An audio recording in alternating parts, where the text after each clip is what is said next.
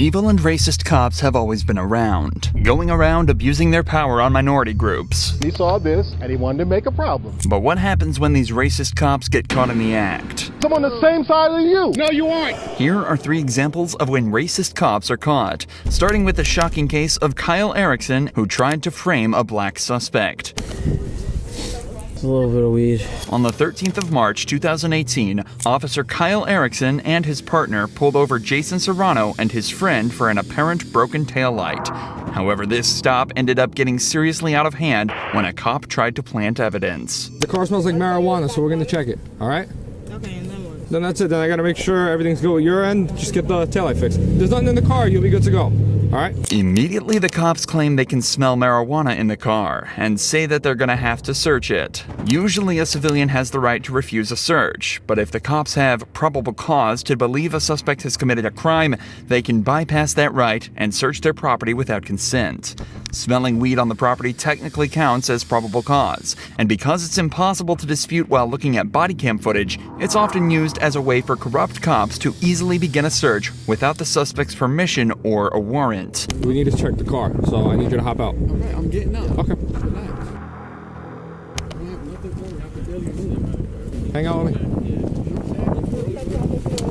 There's nothing in me. I don't have nothing in my jacket. I'm not. Okay, well, he's gonna check it. I don't have nothing Yo, in. my man. No. Relax. No, I don't need to. This situation is about to escalate for no reason. No, because I relax. didn't do nothing. It was in the car. No, We're gonna search this it. is Yo, on you need me. to relax. It's my possession. Come on.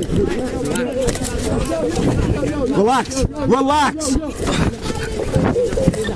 Relax. Put that jacket down right now. Put the jacket down. Cuff him up. For the rest of the body cam footage, Jason is left on the ground handcuffed and visibly in pain from the takedown.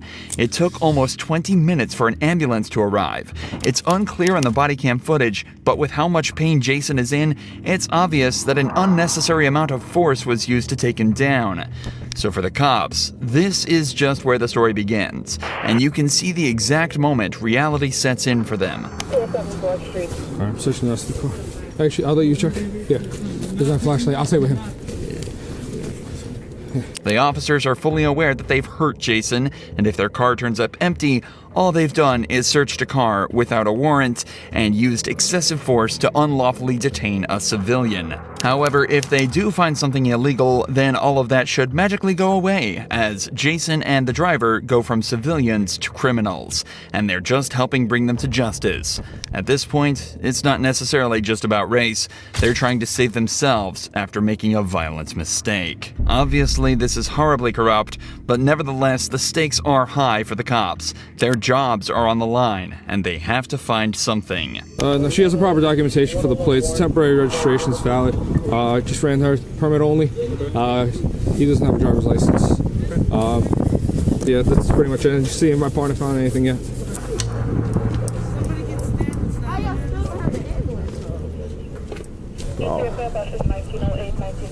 See nothing. Nothing? After searching the entire vehicle for about 5 minutes, the cops turn up nothing, and they both start to seem more and more agitated. But here's where things start to take a dark and shady turn. When the officers fail to turn up anything, they decide to get a little creative. See nothing. Sorry. You know what I mean? Yeah.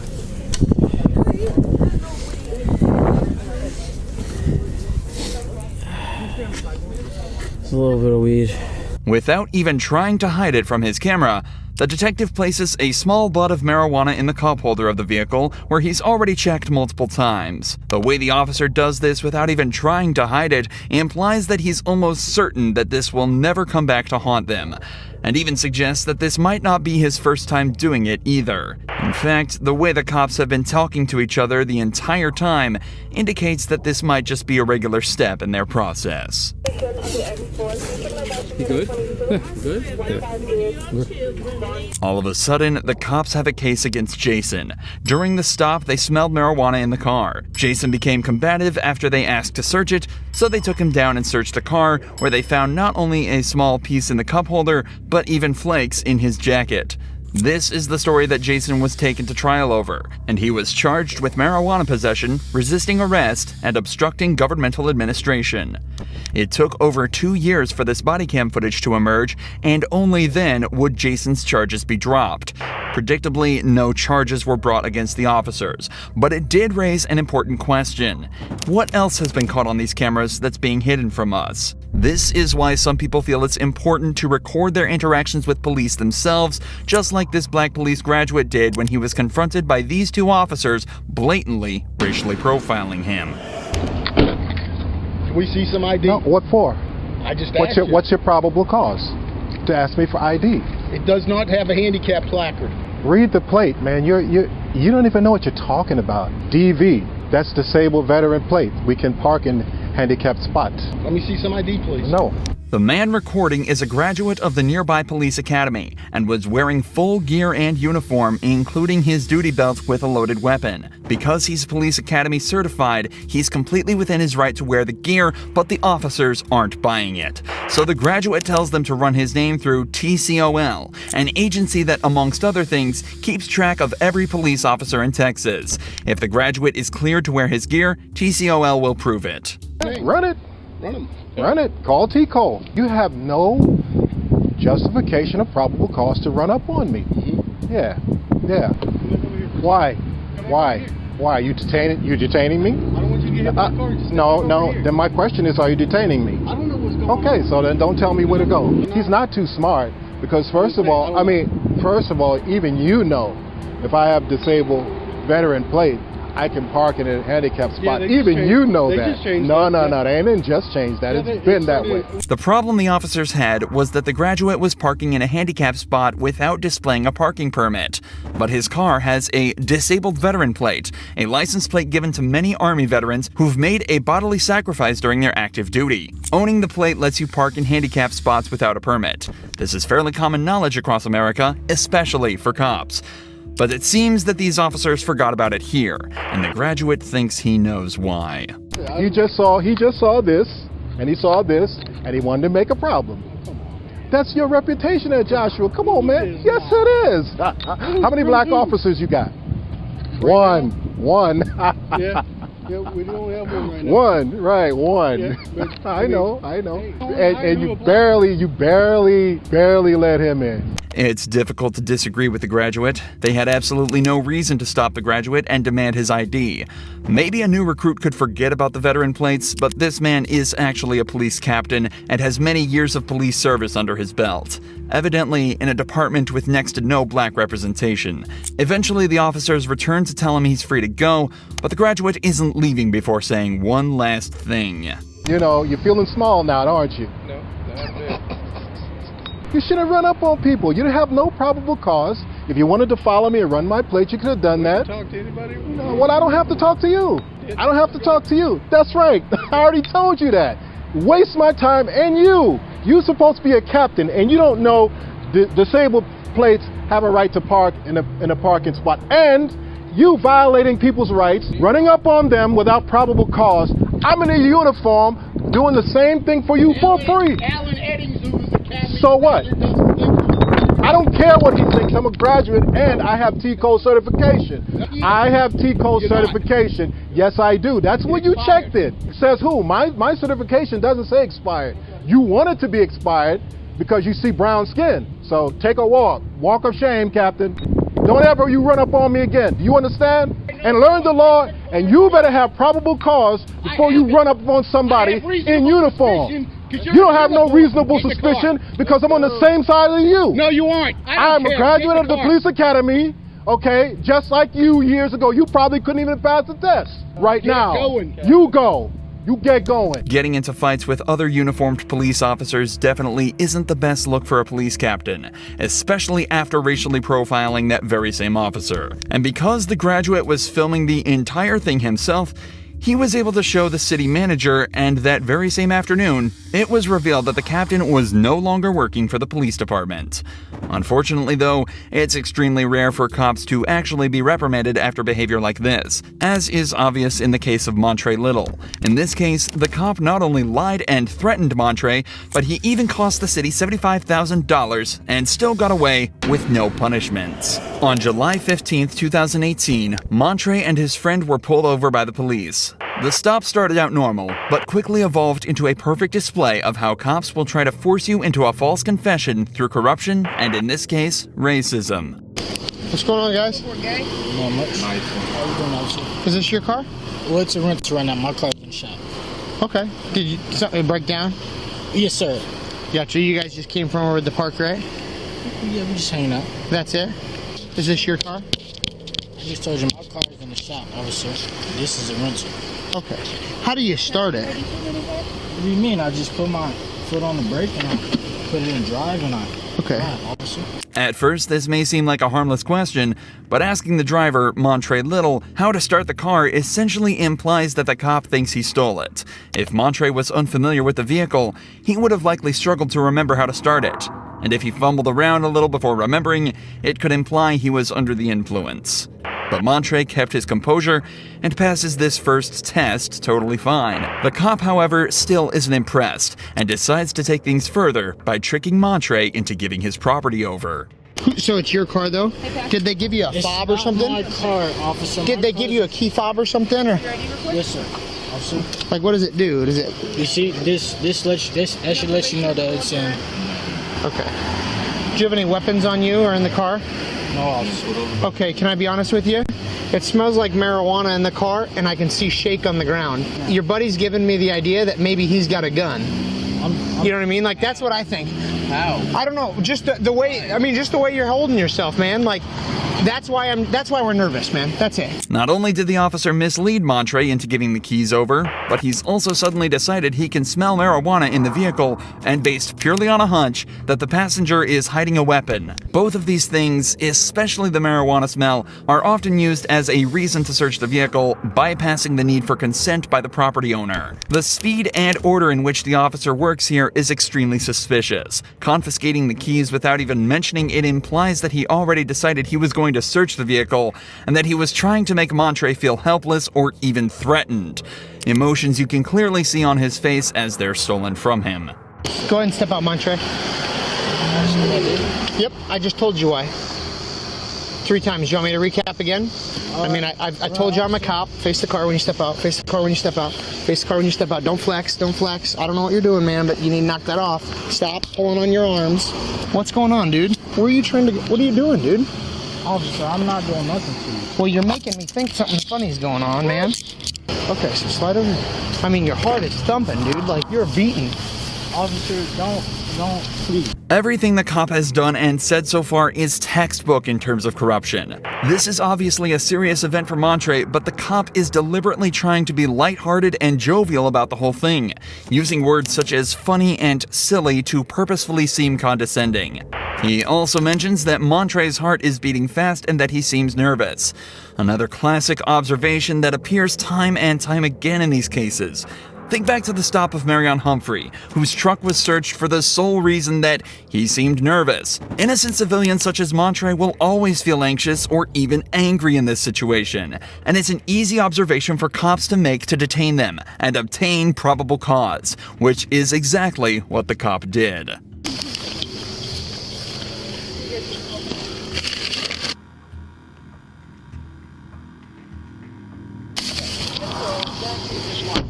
The search uncovered nothing illegal in Montre's car, but the cop kept him in the back of his patrol vehicle. This is where things start to get really shady. I did everything you asked me to, officer. You thought there was a weapon. There's no weapon. We wasn't doing anything wrong, officer. I'm not sure why you pulled me over. At your rental, everything is fine. There's no break and tail light or nothing, officer. I did nothing wrong with you. Did I make anything up when I said the car smelled like marijuana? Yeah, a little bit. Hold on. Because there was nobody smoking in the Is car. there marijuana shake on the floor of the car? Officer, that was cigarette ash, okay? You didn't find no marijuana. I did. I'm not charging you with marijuana. But here's what. if you want me to be real with you, like I want you to be real with me for a second. Like, did I make that up? I believe so, officer. Okay, so you want me to just write you the ticket for the stuff that I have to write you tickets for? If you think that I'm lying, like, then we'll go to court and we'll talk about it then. Okay. Or do you want to just be real with me and I'll be real with you? Wow, officer. Montre is being aggressively backed into a corner. The cop obviously knows that he's done something wrong. He's only trying to get Montre to forget about it and move past it without further incident. When he doesn't, the cop threatens him by saying he'll write up the ticket and he'll have to take it to court, where it'll essentially be Montre versus the world. It's also important to remember that cops are allowed to lie and use deceptive tactics to extract a confession. If Montre had told him that he didn't make up the smell, then in a weird, twisted way, he essentially just admitted to possessing illegal drugs. Luckily, Montre maintained his story and was reluctantly let go by the cops. Just days later, Montre sued the city and after a year of fighting, reached a settlement of $75,000 based on an unlawful traffic stop and warrantless search.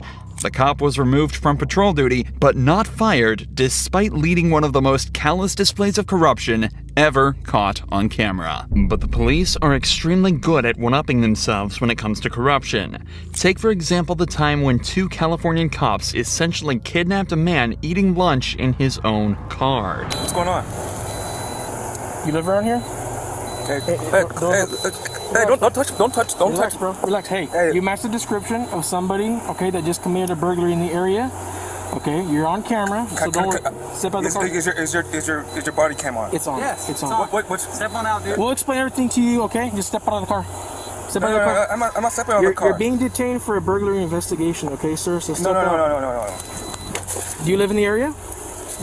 I'm not answering questions. I want my lawyer. Okay. Step out of the car. You're being detained right now. All right.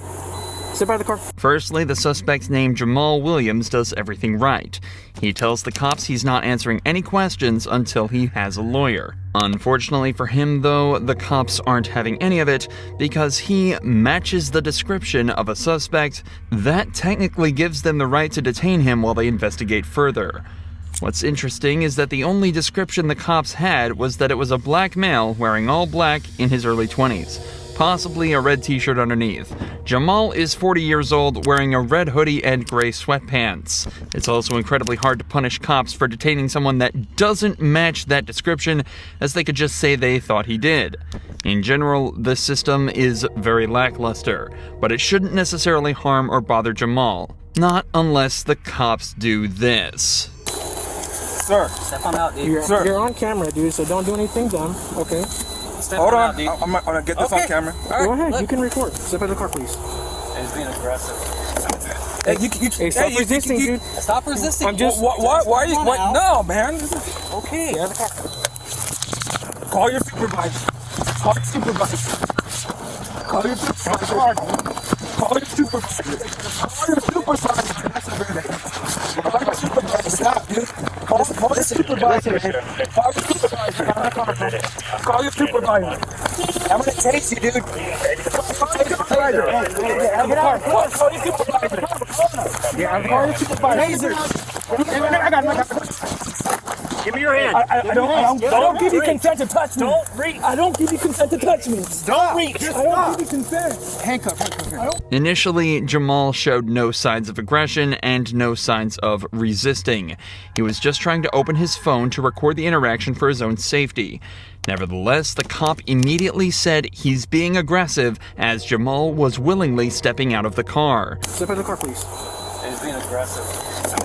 This obviously frustrated Jamal, and he later admitted from then he did try and stay inside the vehicle. But the amount of force the cops used from here on was completely unwarranted. One cop even pulled a taser and threatened to use it on Jamal, despite him posing no actual threat. Jamal is then handcuffed and kept face down on the tarmac while multiple other patrol vehicles arrive at the scene. For a man guilty of nothing other than eating his lunch, that sure is a lot of cops. If we take these off, are you going to cause a problem? Are you going to kick any windows out, anything like that? I don't answer questions. You can leave them on then, that's fine. That's fine. Which one do you want to stand them up and get them to a car? Just leave them here until fire season. We'll make it easy. He doesn't want to walk, but he doesn't want to answer questions, and we'll just leave him. All right, cool. Is your first name Jamal? because that's who the car's registered. I don't give you consent to go in my car and check my car. I don't give you consent to check my car. You're violating my 4th Amendment constitutional right. So I think we can move forward and try at least get her in the back seat. Yeah, that's fine. What's your name, guys? And why are you guys kidnapping? I can't talk to you until you help me out. Tell me, why am I being kidnapped? Once they move you, we'll figure that out. I'll let you know. Okay. Find a car and put it in there. Yeah. We'll talk when you get to your house. At this point, there are over a dozen cops at the scene, and Jamal is fully restrained in both handcuffs and leg wraps. He's also already been cleared to not be the suspect, yet he's still taken to the patrol car, fully restrained, and put in the back seat. It's also important to note that the cops were able to identify and clear Jamal by running his plates, something they could have done in secret before even approaching him. The worst part is that even after all of this, Jamal still wasn't free. He was cleared of the burglary charge, but he was instead hit with a felony charge of resisting arrest and taken to jail. Jamal later filed a formal complaint with the LA Sheriff's Department. But just as another example of how corrupt this system is, they were allowed to investigate themselves. And as you'd expect, they found no evidence of any wrongdoing. Months later, Jamal filed a civil rights lawsuit against the arresting officers. Unfortunately, though, the story remains much the same. The officers were investigated by a police lieutenant, and after analyzing the body cam footage, it was concluded that Jamal's actions turned the interaction confrontational, and that the arresting officers were courteous throughout the entire event. Jamal's charges were dropped, but no charges were brought against either of the cops.